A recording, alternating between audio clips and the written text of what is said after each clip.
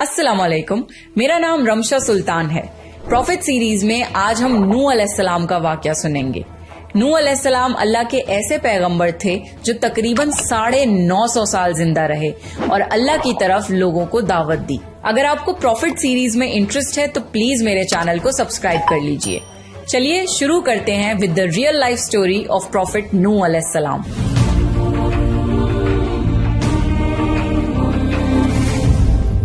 आदम अलैहिस्सलाम की वफात के तकरीबन 1000 साल बाद नूह अलैहिस्सलाम तशरीफ लाए। आदम अलैहिस्सलाम के बाद की नस्लें बहुत नेक थीं, पर तकरीबन 1000 साल बाद शैतान ने उन लोगों को बहकाया कि कुछ नेक और बुजुर्ग लोगों को याद रखने के लिए उनके बुत बना लो। तो लोगों ने कुछ बुजुर्गों को इज्जत देने के लिए उनके बुत बना लिए। उस वक्त तो बुतों की पूजा नहीं हुई, पर कुछ नस्लों बाद के लोग आहिस्ता आहिस्ता इन बुतों को पूजने लग गए। कुफ्र और शिर्क आम हो गया और एक अल्लाह की इबादत बंद हो गई। तब अल्लाह ने दुनिया में नूह अलैहिस्सलाम को भेजा।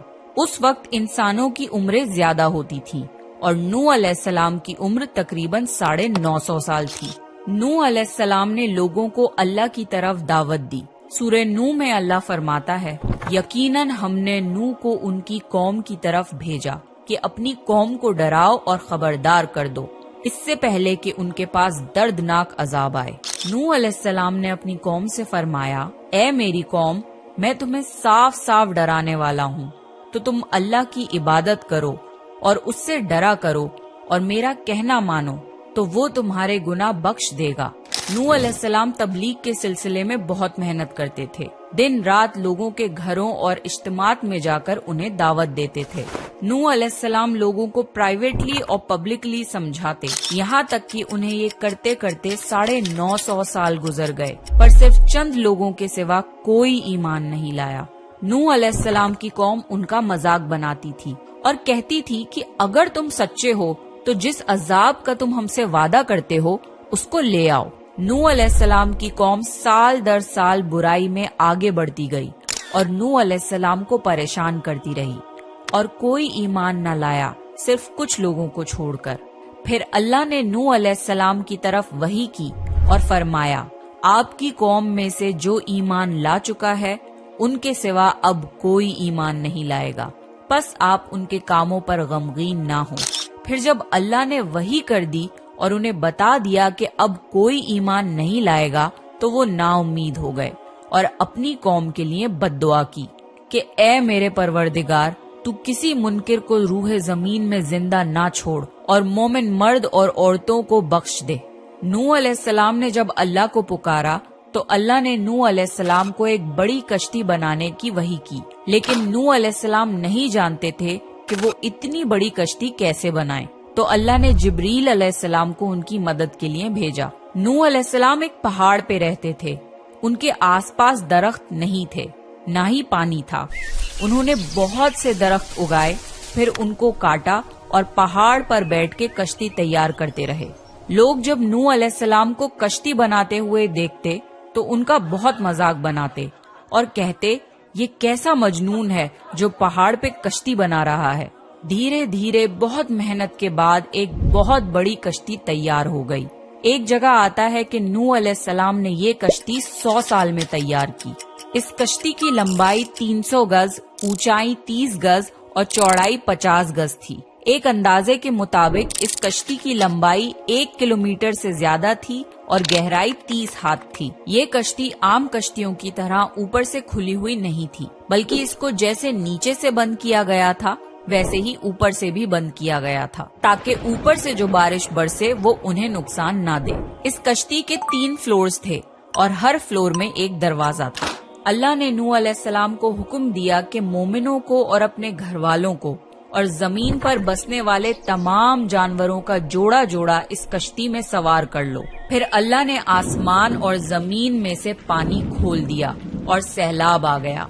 इस सैलाब ने दुनिया में रहने वाले इंसान और जानवर सबको गर्क कर दिया। तूफान का पानी पहाड़ों से भी ऊपर हो गया और सिर्फ नूह अलैहिस्सलाम की कश्ती इस तूफान में बाकी रही। सिर्फ वही लोग और जानवर बचे थे जो कश्ती पर सवार थे। इतने बड़े नबी होने के बावजूद نوح علیہ السلام کا بیٹا کشتی پر نہ آیا۔ نوح علیہ السلام نے اسے پکارا کہ میرے بیٹے اس کشتی میں آ جا اور کافروں کا ساتھی نہ بن، لیکن اس نے کہا کہ میں کسی پہاڑ کی چوٹی پر پناہ لے لوں گا جو مجھے اس پانی سے بچائے گی۔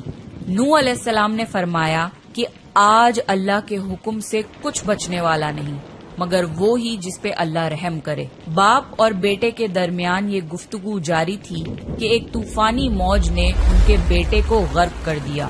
جب نوح علیہ السلام کے سامنے ان کا بیٹا غرق ہو گیا تو ان کی آنکھوں میں آنسو آ گئے اور وہ پکار اٹھے، اور تو نے مجھ سے وعدہ کیا تھا کہ میرے گھر والوں کو نجات عطا فرمائے گا، اور تو تمام حاکموں میں سے بہتر حاکم ہے، لہٰذا یہ ناممکن ہے کہ تیرا وعدہ پورا نہ ہو۔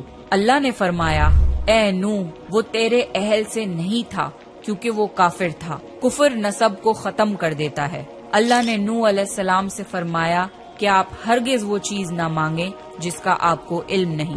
نوح علیہ السلام یہ بات سمجھ گئے اور فوراً اللہ سے توبہ کی۔ فرمایا، اے میرے پروردگار، میں تیری ہی پناہ چاہتا ہوں اس بات سے کہ تجھ سے وہ مانگوں جس کا مجھے علم نہیں۔ اگر تو مجھے نہ بخشے گا اور مجھ پر رحم نہ کرے گا تو میں خرابی والوں میں ہو جاؤں گا۔ کشتی نوح علیہ السلام اور ان کے ساتھیوں اور سارے جانوروں کی نسل کو لیے پانی کی تیز لہروں پر بلندی سے چل رہی تھی، مگر زمین پر موجود ہر چیز، انسان، جانور، پرندے غرق ہو چکے تھے۔ ان میں سے کوئی باقی نہیں بچا تھا، اگر کوئی بچا تھا تو وہ تھے کشتی والے۔ نوح علیہ السلام اور ان کے ساتھی 6 مہینے تک اس کشتی میں رہے۔ آخر اللہ کے حکم سے طوفان رک گیا۔ اللہ نے زمین کو حکم دیا کہ وہ پانی نگل جائے۔ زمین نے سارا پانی نگل لیا اور زمین خشک ہو گئی اور کشتی پہاڑ پر جا کر ٹھہر گئی۔ اب انہیں حکم ہوا کہ سلامتی کے ساتھ کشتی سے اتر آئیے، آپ سب پر برکت نازل ہوگی اور ان نسلوں پر بھی جو آپ سے پیدا ہوں گی۔ پھر صرف نوح علیہ السلام سے آگے کی نسل شروع ہوئی اور زمین میں ان کی اولاد کے علاوہ کسی اور کی نسل باقی نہ رہی۔ سارے جانوروں کی نسلیں بھی یہیں سے پھر سے پیدا ہوئیں۔ نوح علیہ السلام کے 3 بیٹے تھے، سام، حام اور یافز، جن سے دنیا کی نسل آگے بڑھی۔ سام کی اولاد گندمی رنگ کی تھی۔ عرب ممالک سیریا، فلسطین اور اسرائیل کے لوگ سام کی اولاد ہیں۔ حام کی اولاد کالی رنگت کی تھی۔ افریقہ، ایبوریجنل آسٹریلیا، انڈیا، ایجپٹ اور سوڈان کے لوگ حام کی اولاد ہیں۔ گوری رنگت کے لوگ یافز کی اولاد ہیں۔ چائنا، جاپان، کوریا اور یورپ کے لوگ یافز کی نسل ہیں۔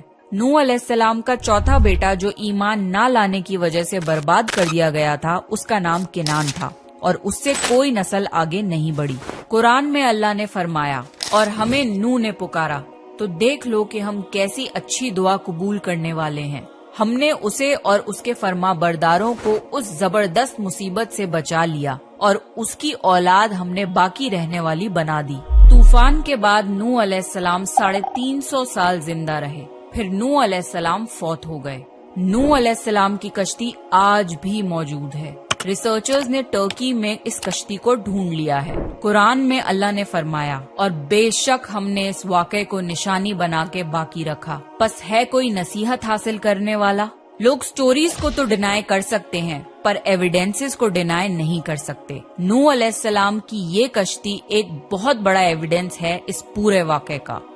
تو یہ تھا نوح علیہ السلام کا بہترین واقعہ۔ نیکسٹ آپ کون سے پروفٹ کی سٹوری سننا چاہتے ہیں پلیز کامنٹ کر کے بتائیے، اور اگر آپ کو پروفٹ سیریز میں انٹرسٹ ہے تو پلیز میرے چینل کو سبسکرائب کر لیجئے۔ دس از می رمشا سلطان سائننگ آف۔ پڑھتے نہیں نماز